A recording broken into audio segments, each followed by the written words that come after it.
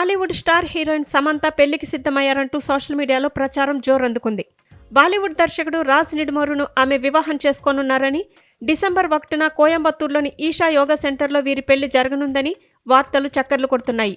ఈ వార్తలు తీవ్రస్థాయిలో వ్యాపిస్తున్న నేపథ్యంలో రాజ్ నిడుమోరు మాజీ భార్య శ్యామాలి పెట్టిన ఒక ఇన్స్టాగ్రామ్ పోస్ట్ ఇప్పుడు తీవ్ర చర్చనీయాంశంగా మారింది. శ్యామాలి తన ఇన్స్టాగ్రామ్ ఖాతాలో తెగించిన వ్యక్తులు దానికి తగినట్లుగానే వ్యవహరిస్తారు అనే అర్థం వచ్చేలా ఓ కోట్ను పంచుకున్నారు.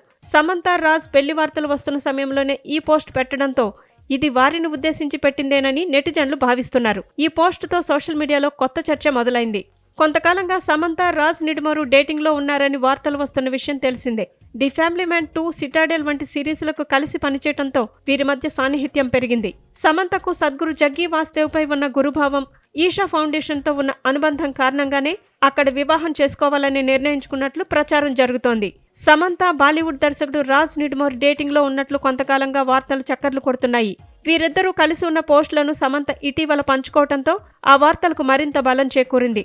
అయితే ఈ పెళ్లి వార్తలపై సమంత గానీ రాజ్ నిడుమోరు కానీ ఇంతవరకు అధికారికంగా స్పందించలేదు. ఇదంతా కేవలం సోషల్ మీడియాలో జరుగుతున్న ప్రచారమేనా, లేక నిజంగానే వివాహం జరగనుందా అనే దానిపై స్పష్టత రావాల్సి ఉంది.